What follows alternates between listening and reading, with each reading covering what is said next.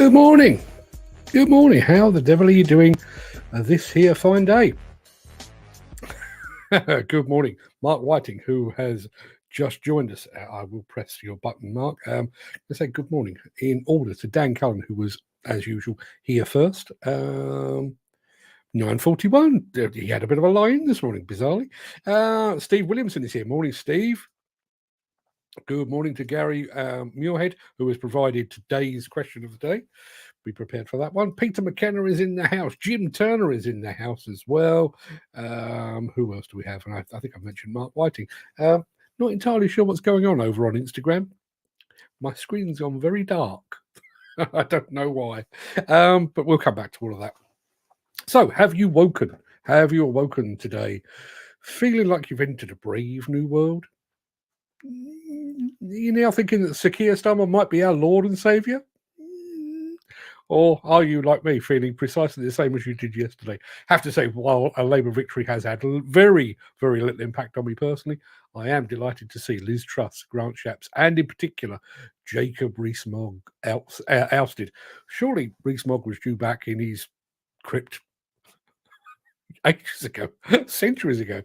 Speaking of ends of eras, did you catch Wimbledon's tearful farewell to Andy Murray yesterday? Got to be honest, always thought he was a bit of a miserable sod, but it was a great send-off. Absolutely, the Wimbledon crowd did him a great service, and the fact that Martina Navratilova, John McEnroe, and what's his name, Djokovic, turned out to say goodbye to Andy Murray, although he's not quite finished yet. But yeah, I think that was a great send-off. And better still, my son Ollie was actually there. He was at centre court to watch it all play out. Now, we do have an excuse me, we do have an absolutely jam-packed show for you today. Loads and loads of stuff. What's Peter McKenna saying? He is saying no matter what party gets a hold, they won't do a blind bit of good for the lower classes in society. Yeah. Where's my mobile hat? Where's my mobile hat? Lol, love it. Do you mean this hat? Yeah, this is Turkish. MTB Breakers. I actually met up with one of the guys at MTB Breakers a few years ago.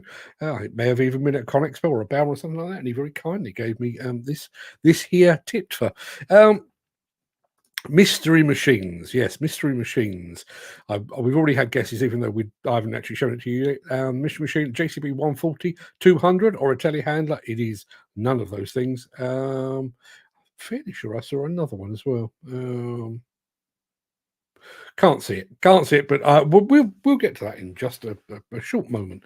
But first, let me roll the intro, post the question of the day, and get this here show on the road. Just need the right button.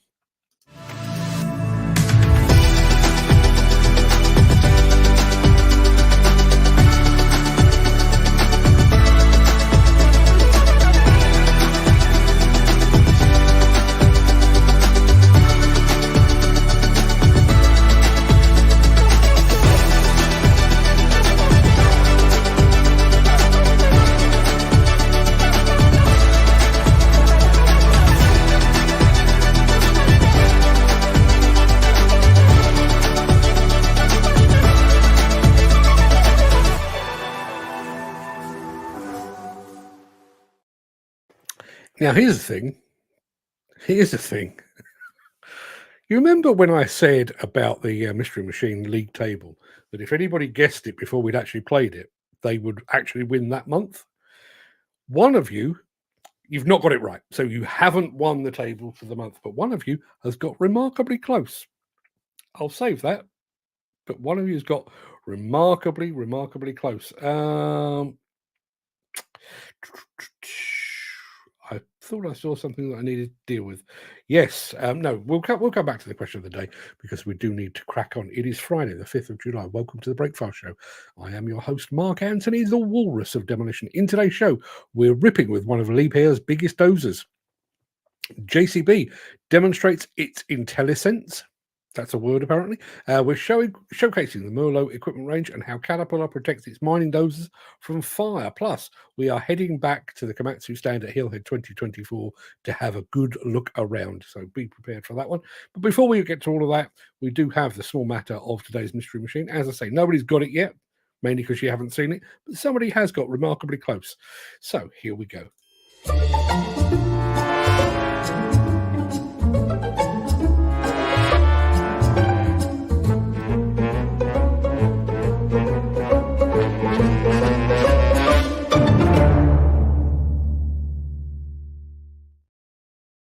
So let's have a look at what you've got to work with. There you are. That's what you've got to work with. That right there. If you can figure it out from that, as I say, somebody has actually got close-ish, I would say. They're in the right ballpark, but they've not got it right. But that's what you've got to work with.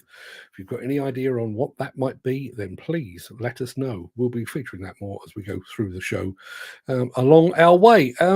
Let me take that away for just a moment, because while you're figuring that out, I'm just going to take a moment to remind you of today's question of the day, which we'll be back after this.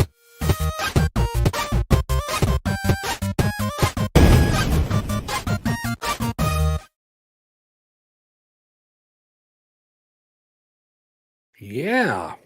Our question of today comes once again from the ever-inquisitive Mr. Gary Muirhead, and it is perfectly fitting for Friday.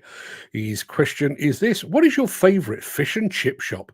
And if you go there, what do you order? Now, let me be absolutely clear here. I have some very strict rules about this. I will allow Savoloys as an answer.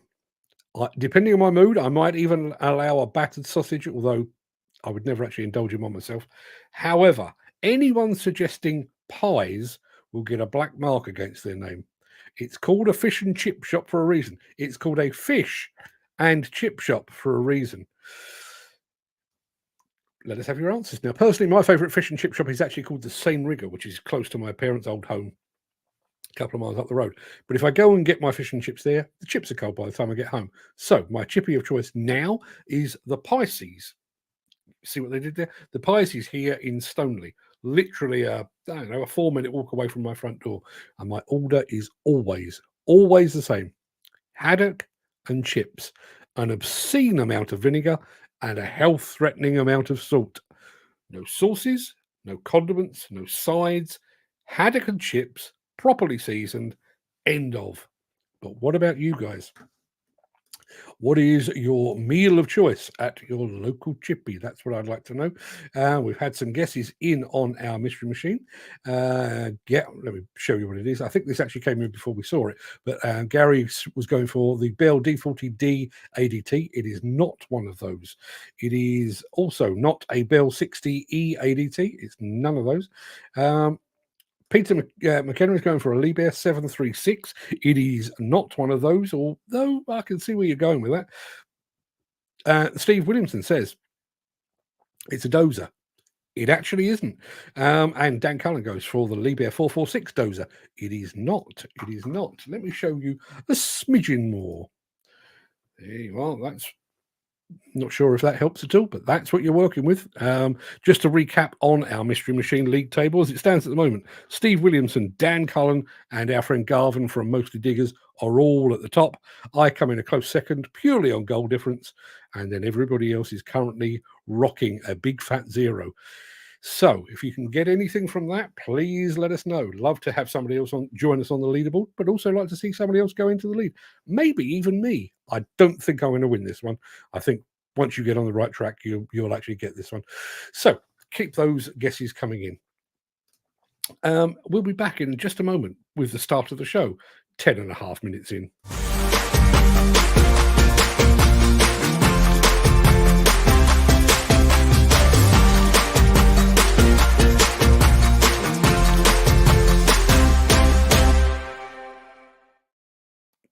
I'm going to let the video I'm going to play for you in just a moment. I'll let it speak for itself. All I would say is, can you please look at the intro, like the first 2 or 3 seconds? Night before last, I was sat here watching, because this is how dull my life is. I was sat here watching a video editing tutorial, and it showed me how to do a thing, and I decided to have a play with that thing, and it is the first 2 or 3 seconds of the video I'm about to show you. Obviously, the machine I'm about to show you, which is one of the biggest dozers in the Liebherr range, obviously that's impressive. But please take a moment to admire my handiwork on the intro. Here we go.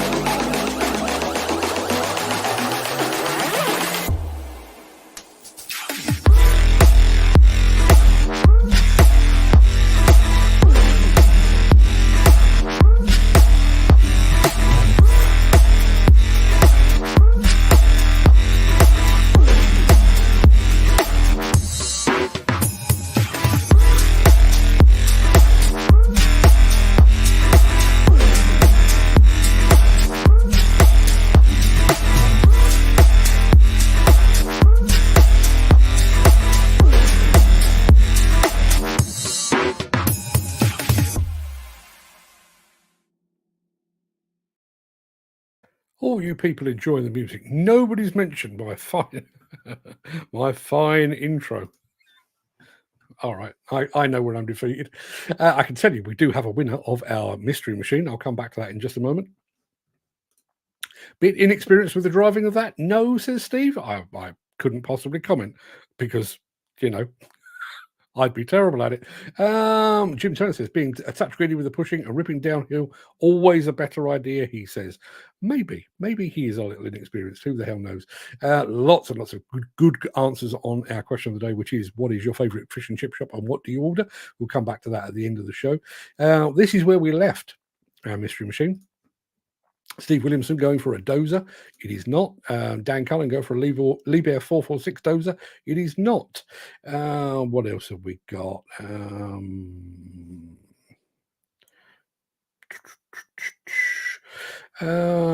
Steve went with the Liebherr 636 shovel. It is not. Dan Cullen was in agreement saying the 636 shovel.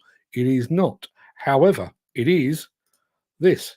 It is actually the LR626 track shovel from the mighty Liebherr, who we've just seen in action. And just to prove it, here we go. There you are, Liebherr 626 track loader with an Ickle Ripper on the back. And Steve Williamson just topped the league table. He is the only person to date on 6 points. Congratulations, Steve. You are looking down upon the rest of us, as given you're up in the Highlands. I'm sure you're likely to be doing that anyway. Did anyone spot the Liebherr sticker on the cab? Oh, please tell me I didn't do that. Hang on a minute. Let me have a look here. Is there a Liebherr sticker on that? Is there? Well done. Well done. Well done anyway. Whatever. Let's go back to all things. Oh, take that away. Congratulations, Steve. Let's have a look. Being a touch greedy with the pushing, ripping downhill was always better. Steve Williamson says, my thoughts, Jim. Bit aggressive with the ripper. Gary Muirhead, you should never spin the tracks. You've got rip with grin. Not sure what that means. It's in between the cab lights. What screen are you looking at this on? I thought you were mobile. I thought you were looking at it on a screen about that big. How the youth, the eyes of the youth. That's what it is. Steve, I agree with Gary. And well done, Steve. Yeah, congratulations. You are now top of the league table, which I find slightly annoying, but I'll let it go. There's still plenty of the season to go. Where are we? It is the 5th of July. We've still got another, I don't know, best part of maybe 15, 16 shows to do this month. I could still come back. I could still make a miraculous recovery and snatch victory from the jaws of defeat. Doesn't seem likely, but I could. You never know. We're going to be back with some JCB in a second. So let's have this first. If you are enjoying this episode, please consider supporting the show. You can leave us a tip at buymeacoffee.com/demolition news. So I now understand exactly what he was saying. Gary Muirhead says no, not that one. You should never spin the tracks. You've got to rip with grin. What the hell does that mean? And then he came back, rip with the grain. That makes a whole lot of difference. Thank you. Dan Cullen says, that was my next guess. Was it? Chris Ford has just turned up. Good morning, guys and girls. He says, good morning, Chris. A lot can change. Yes, it is early days in the Mystery Machine season. Chris, you've arrived so late that the Mystery Machine is already done and dusted. You've missed your chance, I'm afraid, at least for today, but welcome to the show. I've just mentioned all things JCB. Let's have a look, shall we? Bit of this.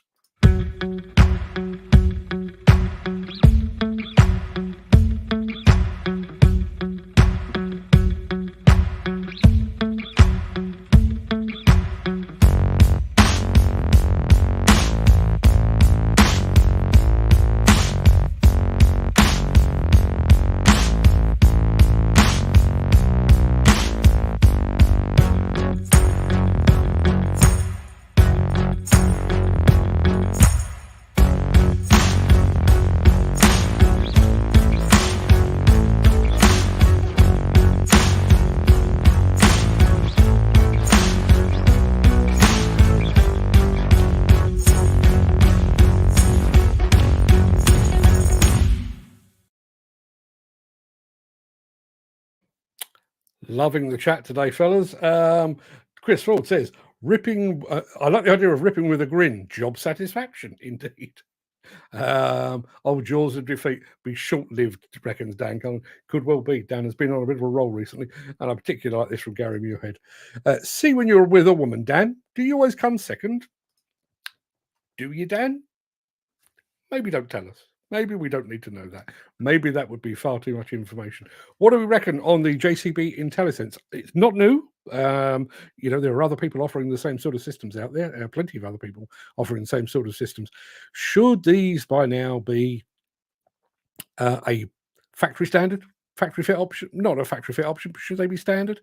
If we're really committed to safety, health and safety of people around machines, should we not have those sort of systems ready, plugged in? What do you reckon, people? And bearing in mind, that's the JCB version. There's lots of other versions. We recently reported on the version that Bobcat have got. There's others about the place. These health and safety systems, have you used them? And if you have used them, which one do you think is the best? Which one do you think does the job best? I'd love to get your take on that because we only get to see them usually at exhibitions, which don't really tell you anything. But if you've used any of these things in the wild, let us know. Depends how much does a monthly cost of using it. Yeah, it's a good point. They do. That seems to be the thin end of the wedge. That is the thin end of the wedge. We talked about the idea of freeing up certain systems by paying more, and I know you can do it with. I think it's. I'm not entirely sure it's CAT actual systems, but if you want to access certain functions within a machine, you need to pay more. I know it's something that Bobcat talked about, the idea of you could have a certain spec machine, but if you want to uprate it, you can basically buy a temporary license that will give you, I don't know, additional power or additional attachment functionality or whatever it might be for a certain period. I understand that, but I wonder if these are the thin end of the wedge. Think about how software went, which frankly is what we're talking about here. You think back to when I first started using a computer, or when I first started using a computer that had Microsoft on it, MS-DOS, I think I started with. You had to buy a disk, and that disk would, you'd put a floppy disk in, it would load the software, and you paid 100 quid, 200 quid, or whatever it was, and that was you done. Now there does seem to be this move towards the licensing of software, and licensing of software, it's a bit like crack. They get you in for free for the first month, or only £20 for the first month. But if you're going to be running that for 20 years, that's a lot of money. What do you make of that? Steve Williamson says cameras. Without them, you're blind blind from what's around you. Working without them is a nightmare. Having good cameras is a must, in my opinion. I wonder if that's a generational thing. I mean, you've arrived in the industry, Steve, at a time when cameras are the option du jour, aren't they? They are, they are widely available, and lots of people are offering them. Older operators that have, maybe done 10, 20, 30 years behind the levers without. What do you think? Well, Gary, I'm on bottom. I don't. No, I'm not even going to give that the airtime. You have that conversation among yourselves, I suggest. But thanks for that, Dan. It's a mental image I could quite easily have gone through the morning without. Steve says I was on a JCB 330 yesterday, no cameras, and my God, a thing that size without is not good. What are other people saying? Jim Turner says cameras are good, but I prefer mirrors. There you are. Old school is our friend Jim. Anybody else got anything on that? Would you prefer cameras, mirrors? If you are using a camera system, or if you're using an actual personnel detection system, which one do you believe to be the best? I'd love to get your take on it, because I do get to see a lot of these things. I'd like to have a bit more information next time I speak to these people. Merlot. We don't talk about Merlot very often. I always think of them as, just green telehandlers. Turns out there's more to them than that. I'll show you in just a moment.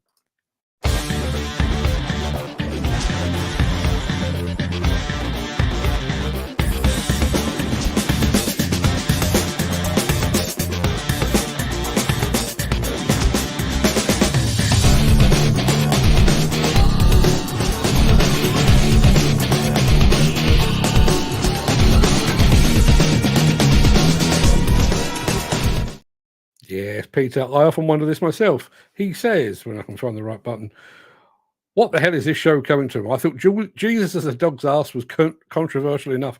So did I. So did I.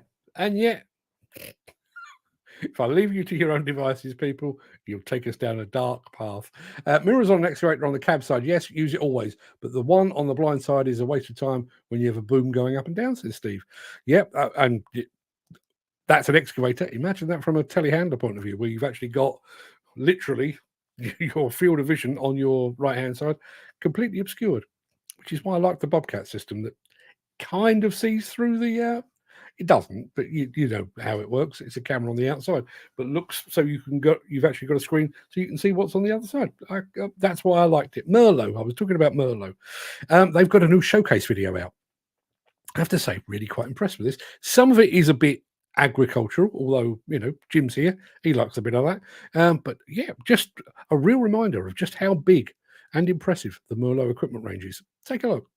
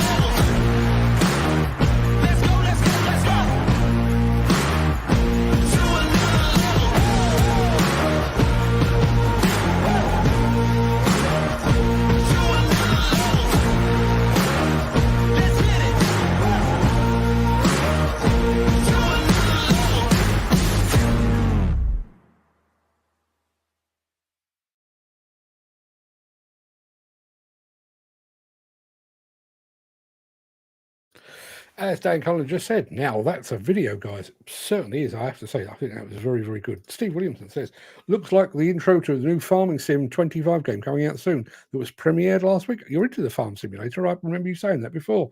And a couple of points here. I'll tell you what, let me do the positive first.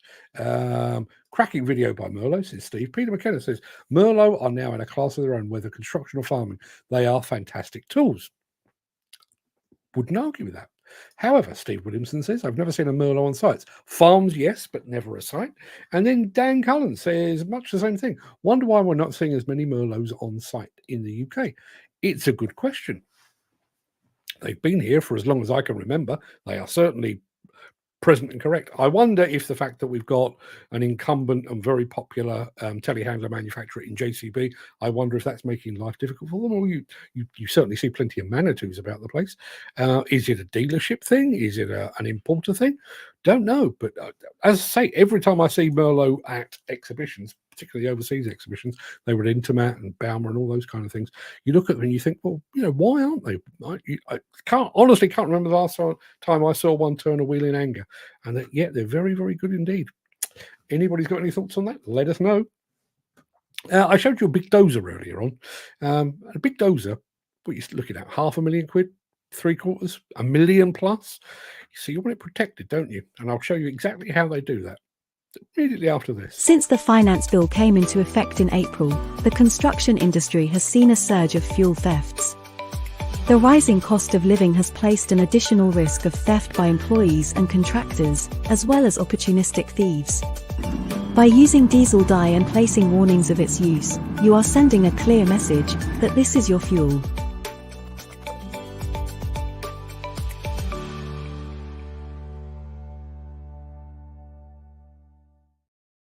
Stand by your beds, people. Mr. Norton is in the house. Good morning, Mick. Good of you to join us. Thank you very much indeed for being here. Two sides of the same story here. Steve says, I'd be interested to know the cost of a Merlot forklift compared to a JCB or Manitou equivalent. And then Gary Muirhead comes back with Greenwood Hire here in the UK has hundreds in their fleet for hire. Did not know that. Where is Greenwood Hire? Are they up your way, Gary? They must be sitting in a yard then, Gary. Not seen any in years. Probably never seen them. Yeah. Jim Turner says Westerman's had a couple on housing 20 odd years ago. One small and a big 360 one for loading the trusses out with a winch. I'm fairly sure I remember. Again, I wish I'd kept note of these things. I'm fairly sure I remember Merlot actually making landfall here in the UK many, many moons ago, and yeah, it causing quite a stir. Nice paint job, obviously a very good machine, and yeah, don't see that many of them about. Dan Cullen says, what does that Dan Cullen say? I've seen a few Roto Merlots on the site, but very few regular ones. Maybe that's their specialty, eh? Who the hell knows? I mentioned dozers and I mentioned dozer protection. So imagine you've been out and you bought yourself a D10 or a D11. You've spent £1 million plus on your new dozer. Do you really want it to go up in flames? Yeah, you probably don't. This is what Caterpillar do to make sure that doesn't happen.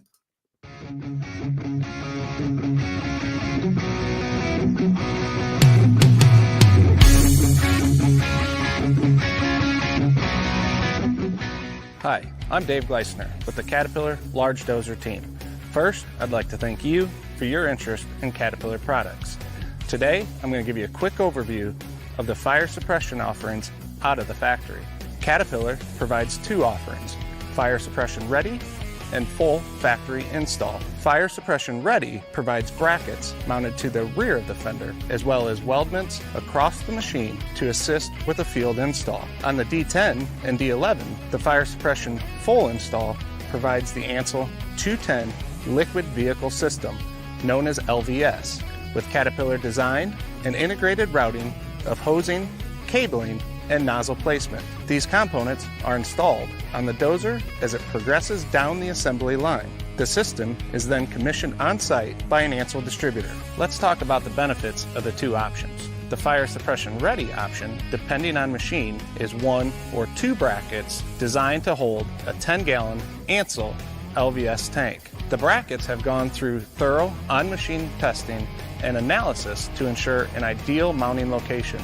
Caterpillar has added in structural members on the dozer to support the additional cantilevered weight. In addition, this mounting location also helps to reduce any effect on operator visibility. As I mentioned earlier, Caterpillar has partnered with Ansel to provide a full factory install fire suppression option on the D10 and D11. Ansel's LVS system provides both fire suppression and superior cooling of superheated surfaces while blanketing the fuel and cutting off oxygen, which helps to prevent reflash. As part of this partnership, Caterpillar and Ansel engineers have worked together for optimal placement of suppressant nozzles through virtual validation and physical nozzle coverage tests.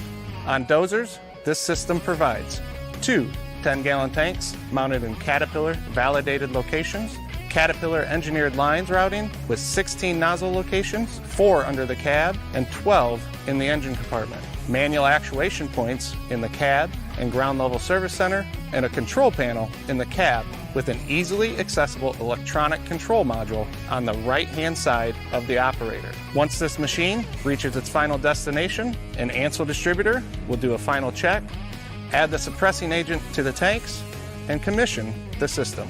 The factory installed system can greatly reduce the amount of time required to get your machine to work once it arrives on site.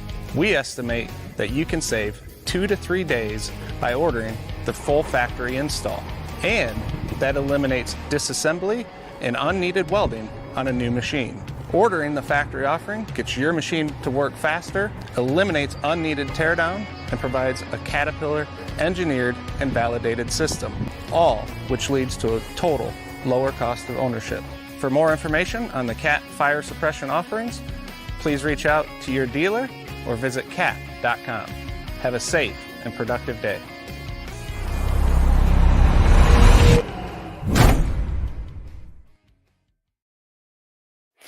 Dan Cullen is absolutely right. Dozer mad today. We most certainly are. He also says, what's the lifespan of a fire suppression unit and foam liquid? If John Fitzmaurice happens to be watching over on LinkedIn, perhaps he could fill us in on that. Now, that's the correct way to use a dozer, says Steve. Going back to Merlot, you need to get out more, people. Hubway Hire also have them in their fleet. There you are. And Steve Williamson saying that cap is right up your street. A bit too bendy in the peak, and I have to say that I've got this Caterpillar hat here, which I was given while I was in Japan with Caterpillar, which is a nice hat in itself since 1925. Love all that. You can see it's a bit grubby, but have a look at this. Ah, yes, that's a top quality piece of headwear. That is, wouldn't swap it for the world. Although I am slightly annoyed. I was given that one by Caterpillar, and then I was also given a Japanese Caterpillar hat. It was like a royal blue kind of arrangement with cat written, but in vaguely Japanese script. I'm surprised that Caterpillar let them get away with it, but it was an absolute stonker of a hat, and I gave it away. Gave it away to a cat vlogger, video guy. Didn't even get a note of thanks. Regret that to this day. Chris Ford says, I know from experience that 2 large fire extinguishers won't put out a fire once it takes hold. I think we need to hear about that experience. Does that come under the hot or not department? I think, well, if it catches fire, it probably does. Would you need to change it every few years? Good question, and I don't know the answer to that. And my wife is just joining in with our question of the day, all about fish and chips as well. We'll come back to that, as I say, at the end of the show, which is looming large. We do need to pop back to Hillhead. We've had all the big names today. We started out with Liebherr. We've gone on to JCB. We've then gone on to Caterpillar, and we'll be back immediately after this with Komatsu.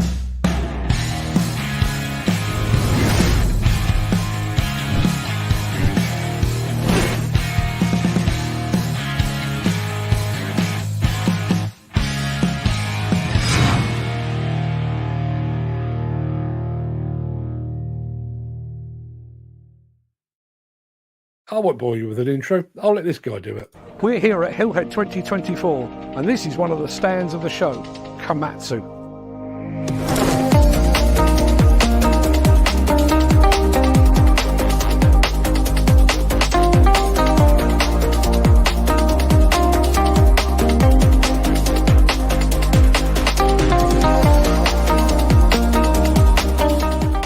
Behind me is the PC210 LCE. That's an electric excavator.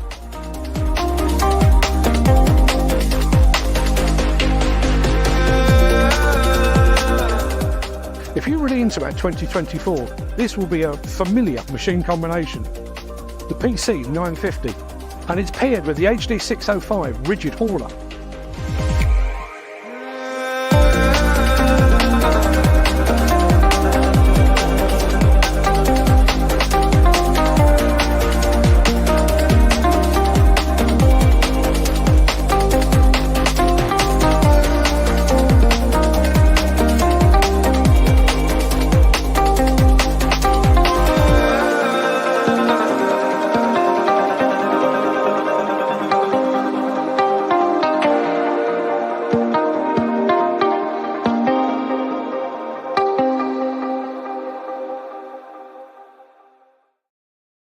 slightly upset with that film, I have to say.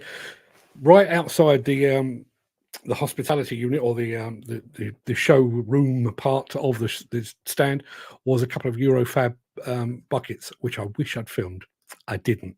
Regret it. Did you get to see Welder Faber and other YouTube cronies, Mark? I've never met Welder Faber, and I'm okay with that. Some reports, that's a whole other story. But no, I did. I saw for about 3 seconds. I saw Nick Drew. Got to kick around with Martin Johansson, obviously the Norwegian Earth Mover. Saw Chris McGuinness of Awesome Earth Movers. Saw Ben Wade, Ben the Operator. There was a few other people there. I mean, obviously it's a big draw, and even those that probably shouldn't be in the industry, morning Worthing, by the way, even those that shouldn't be in the industry were there in force. I'm at the point though where I'm kind of done. And as I say, got an enormous amount of time for Chris and for Ben and for Martin and a bunch of the others as well. But what I do is not what they do, and what they do is not what I do.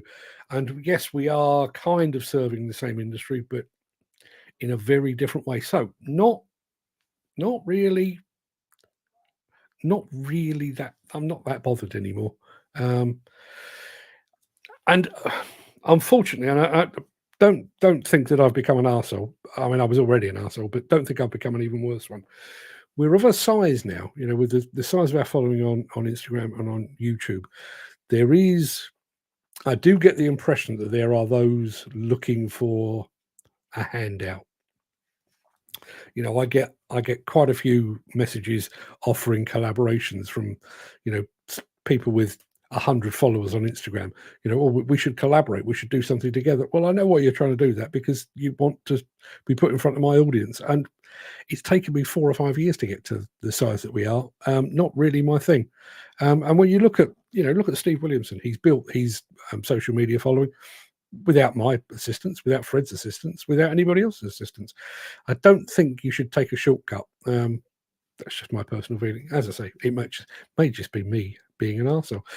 Now, I will get back to... I'm going to roll the outro in just a second, but I am going to say, talk about the chippies, chip suppers, and all the chippy teas and all that kind of thing. So, Dan Cullen initially said, I go to the local chippy and get chips and salad. First of all, what kind of chippy serves salad? And then secondly, what kind of person goes into a chippy that serves salad and actually orders it? What is this world coming to? Steve, chips and salad. What the hell has the world come to? Tell you a story. Some time ago, I was on a big demolition site, where they actually had an on-site canteen. And I was stood with the managing director of a demolition company. And we were a couple back from the front. And we were both stood there chewing the fat, basically waiting for our turn to order a cup of tea and a bacon sarnie. So, guy at the very front says, I'll have the cheese salad, but no cheese. So, myself and managing director of demolition company looked at each other like, the hell? Salad? On demolition? Really? Anyway, he got what he needed and he moved on. Next guy walked up and he said, do you have green tea? At which point, the managing director said precisely what Steve Williams said there. What the fuck has the world come to? Yeah. Salad and green tea on a demolition job. Peter McKenna says, chips and salad cream. Now, that's a game changer. Used to have salad cream on toast. Big fan. What I would say is, there's very little to beat a portion of chips, but I don't want salad with it. Thank you very much. The chips have to be cooked in beef dripping. Ideally, I agree. It's like ordering a huge kebab, but have a Diet Coke. Yeah, because that makes it all healthy. Quite right. If people have footage of something entertaining, informative, then their social media will take off and naturally get a following. Yeah, it will. It's an organic. I think when you've been around for a while, and I've been around for a while, Steve's been around for a while. I think you understand that it is a war of attrition. It's not a sprint, but there are those that are looking for the fast route to success. And there isn't. I mean, you can go out, you can actually buy Instagram followers. If Instagram catch you, they will buy your account. I wouldn't recommend it, but you can do that. But surely one of the reasons that we do things the way that we do them, like that Komatsu video that we just showed you, one of the reasons that we do it like that is because we've developed that. We've knocked off the rough edges. We've had a play with this. That didn't work. Oh, but they're right there. That's the sweet spot. So that's what we've done. I don't think you can replace that. And I'm not just talking about social media here. I'm thinking about, you're all, a lot of you guys are machine operators. You can't fast track it. We talked earlier about the way that a dozer was being operated. You're just jumping behind the levers and having a go, but then you knock off the rough edges. Well, like if I do that, it's a bit easier. Like our friend Gary was saying, go with the grain when you're ripping rock. You learn that, and then that becomes part of your armory. That's much better than just getting a leg up, isn't it? I like salad cream on toast too, Mark, says Peter McKenna. No worse than porridge and custard. Yes, I'm still not convinced by that either. Marmite and salad cream works too. It doesn't, because Marmite doesn't work. Marmite is the work of the devil. It is the spawn of Satan. Just Marmite, Bovril have no place on a planet such as this. What the hell are you people thinking? It's called knowing your trade, and this is your trade. Weirdly, yeah, it is. What's that all about? That's as weird as going to a chip shop and ordering a salad. The fact that this is a way to earn a living. Who the hell decided that was a thing? Right, people, I'm going to roll the outro in just a second before leaping gazelle-like over into the chat. We can talk about all things chip shops and stuff like that. If you can't stick around for that, then please stay safe, look after yourself, your family, friends, and your colleagues. I hope to see you again very soon. There is no Saturday Social Show tomorrow, but there is one next week. And don't forget, please, please, please, please, please, don't forget next Wednesday, the 10th, 7 p.m. We will be back here with myself and a couple of folks from Volvo to talk about all things Volvo. It's kind of what you would speak about when you're meeting up with people from Volvo. It's going to be a good evening show. We're determined to keep this one sharper. The Caterpillar one at 2 hours, way too long. I'd like to get this one knocked off somewhere between half an hour and an hour. So come with plenty of questions, but make them snappy. I want to get this one done and dusted, because there is a time difference between us here and our friends over in Sweden. I don't want to take up their entire evening, because I don't think it's fair. But I do want to show you as much as I possibly can about all things Volvo. Anyway, all that being said, if you have the time and the inclination, please stick around, because I will be back with the Craic immediately after this.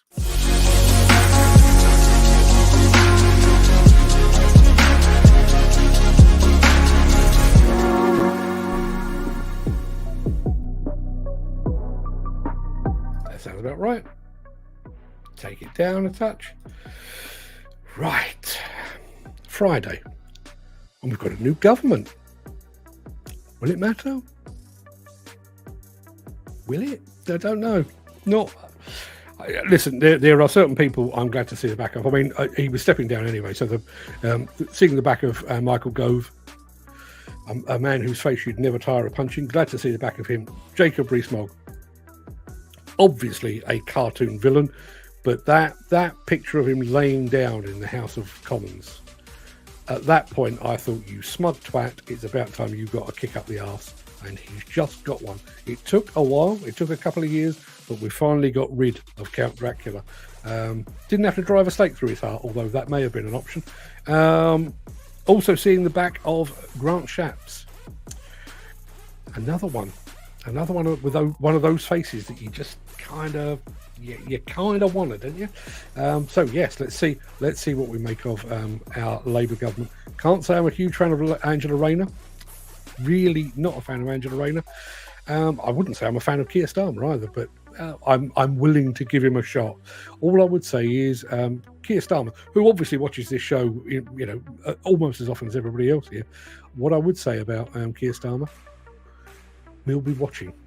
We will be watching. You've basically got 4 years, and I'd like to think, having endured what we've endured with the Tory party of late over the past 14 years, I'd like to think that we will be a little quicker to act in future. If the government doesn't do what the government is supposed to do, I'd like to think that they will get another kicking at some point in the future. That's my political rant done. Let's get into the chat. So, the question of the day, which I can't find. This came from Gary Muirhead. What is your favourite fish and chip shop, and what is your usual order? Before we get into the orders, your favourite fish and chip shop.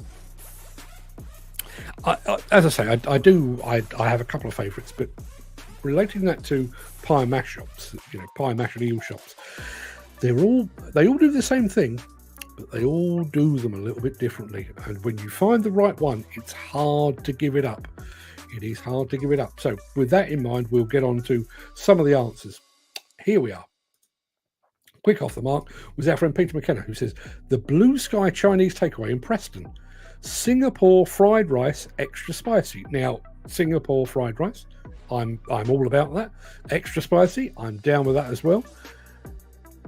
But a Chinese takeaway, and I realise they dabble, not sure that qualifies as a fish and chip shop. And rice, even if it is a fish and chip shop, rice from a fish and chip shop? Really? See, now this is far more what we're talking about. Question of 8. Steve Williamson says, rockfish in White Hills. Now, I want to ask you a question on this. The smoked haddock supper is, oh my God, amazing. Can I just be clear here?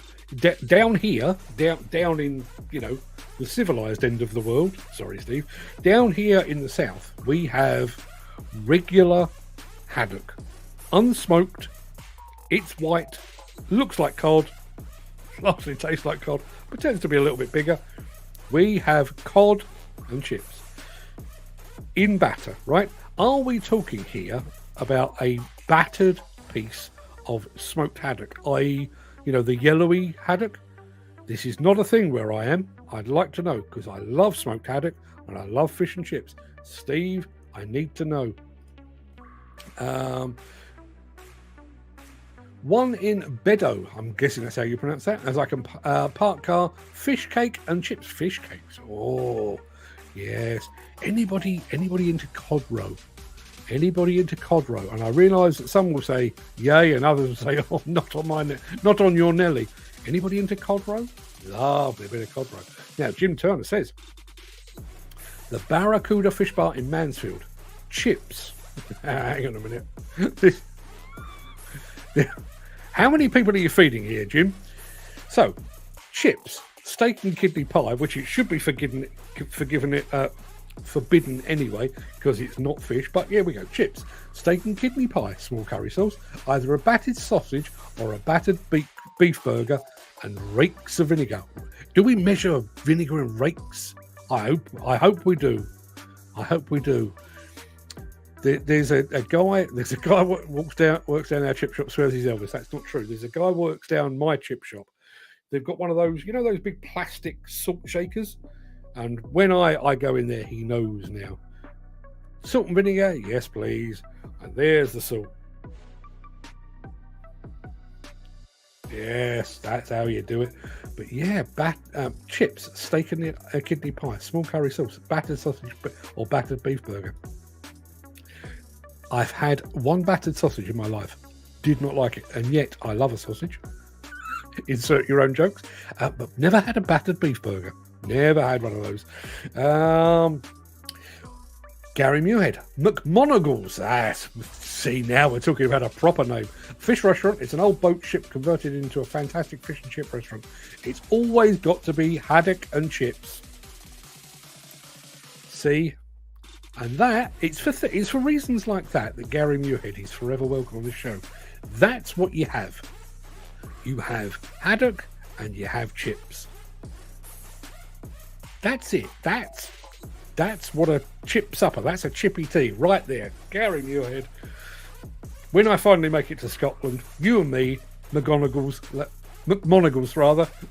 I think I strayed into Harry Potter territory there.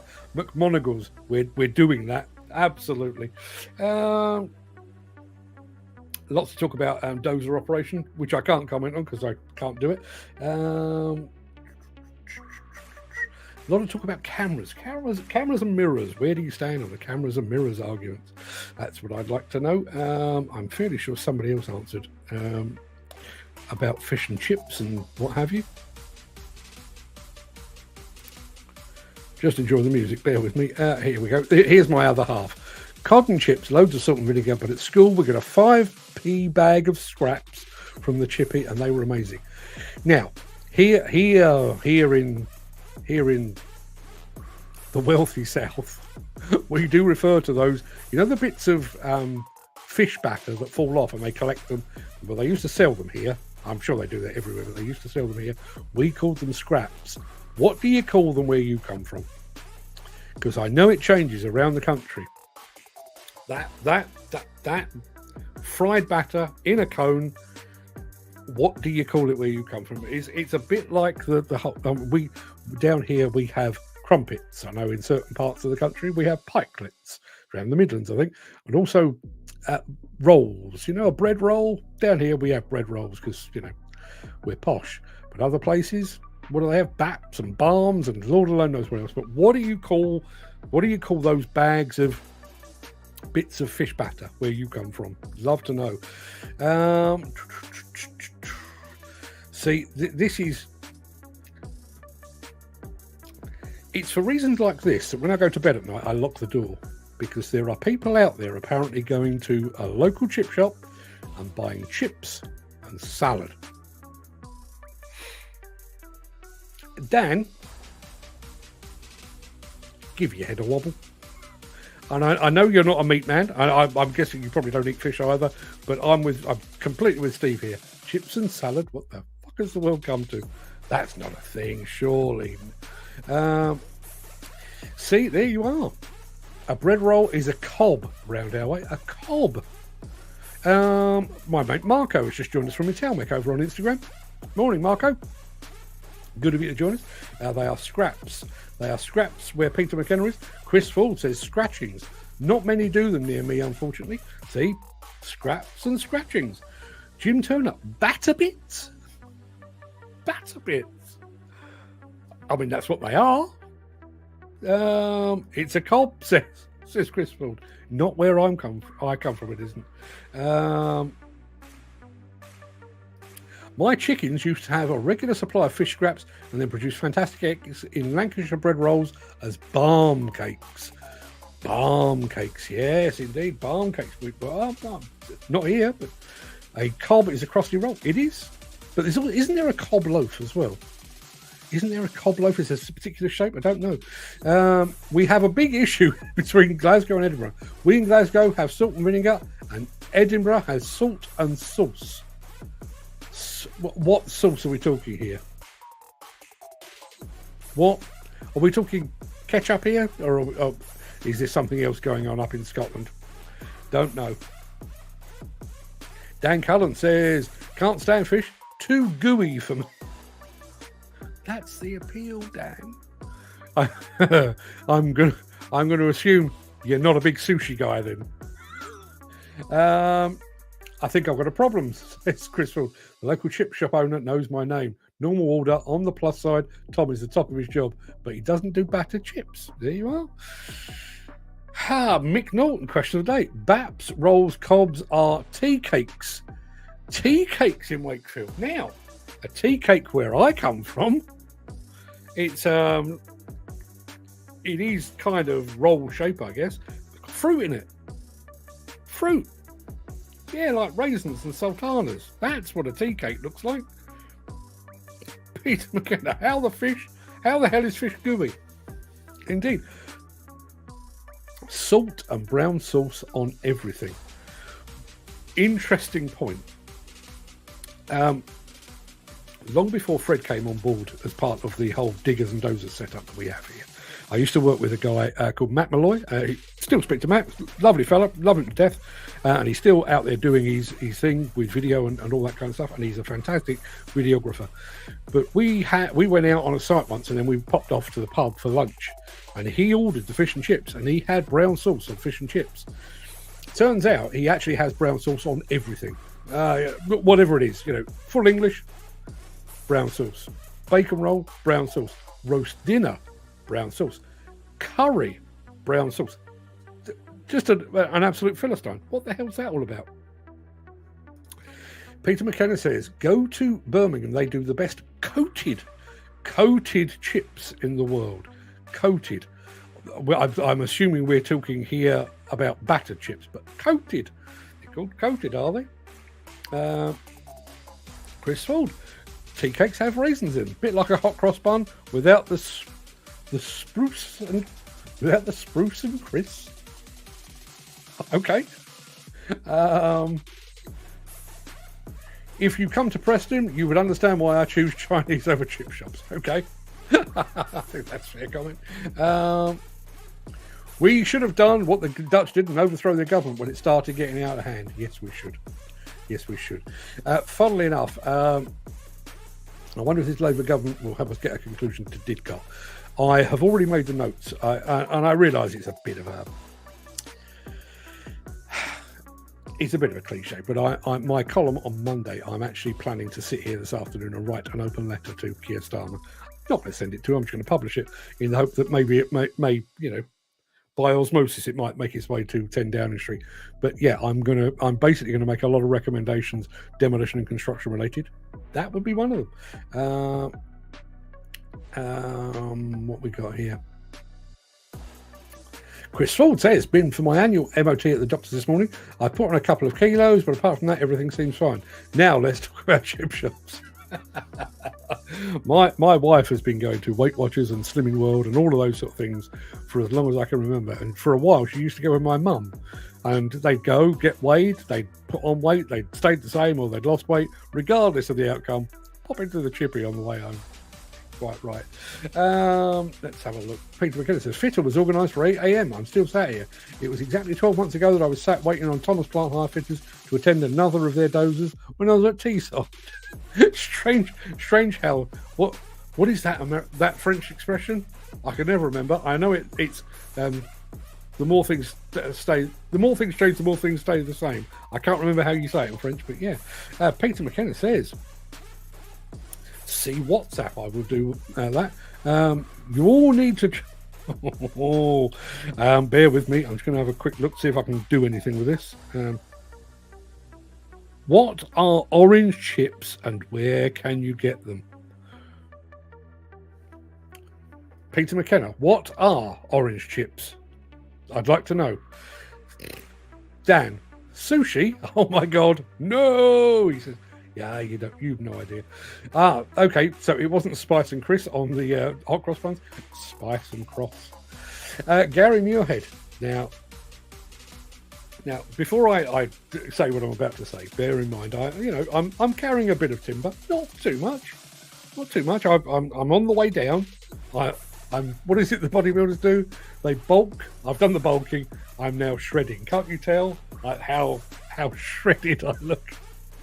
And I'm watching my weight, and I am diabetic and everything else. But you know, when I go up to Scotland and I go to Monagles with Gary Muirhead, we're going here as well. You'll need to try a pizza crunch. It's a pizza dipped in batter and deep fried. That just sounds like all of my favourite things on one plate. A deep fried battered pizza. I bet that's fantastic, isn't it? What does your body tell you when you're doing that? I am quite. I wouldn't say I'm health conscious. That would be a complete lie, as you can probably tell. But I am conscious of what goes into my body because, being diabetic and I have to watch blood sugars and stuff. On Sunday this week, I think it was Sunday this week, wife and I and a couple of the kids decided to go off to the local carvery. Not a huge fan of the carvery, but it is what it is. But I sat there and I had I had a little bit of turkey, and I had a huge mountain of veg. And while I was eating it, I was sat there thinking, I can actually feel this doing me good. My body was saying, get some veg on board. It's about time you did. Enough of your fancy, whatever it is that you've been eating. I feel it doing me better. I have a funny feeling if I were to eat a pizza crunch, my body would be in the background going, no. I'd still eat it though. Mick Norton says, Northerners prefer haddock to cod, 82% on a recent poll. Just let me be clear, there is no Northern in me. None whatsoever. I am a soft Southerner and I will not accept any argument on that. But yes, I'm a haddock man as well. Kind of bigger chunks. Just my experience, bigger chunks. But salt and brown sauce on everything. And I do. Brown sauce, to my mind, has but two places. Occasionally in a bacon sarnie. Prefer ketchup generally, but sometimes you need a bit of zhuzh. I don't even know what that means. But sometimes brown sauce. Fried eggs. Fried eggs deserve. They deserve brown sauce. Apart from that, brown sauce should be kept well away from pretty much everything. Jim Turner says, surely orange chips are made from sweet potatoes. Chips and tater cakes made from sugar beet are lovely. Is that right? Is that right? I didn't even know you could make chips out of sugar beet. Did not know that. I think we'll have to wait for WhatsApp to tell us exactly what it is, what orange chips are all about. And now waiting for the train. Take the strain, says Dan Cullen. He's on his way home for the weekend. Possibly for chips and salad. Dan, what are you doing? Chips and salad. I may never look at him the same again. Everybody, that's been an hour of your life. You've now got the weekend to go and enjoy yourselves. As Dan says, have a wonderful day and enjoy your weekend, guys. Stay safe and enjoy it. I will merely echo that sentiment. I'll be back here on Monday, Tuesday, Wednesday, Thursday, Friday. One show per day, apart from Wednesday, when we'll do two, because I will be joined with a couple of the fine folks from Volvo Construction Equipment. We're going to be talking excavators, ADTs, rigid trucks, and lots of chat about electric machines as well. So come armed with your questions, come armed if you would.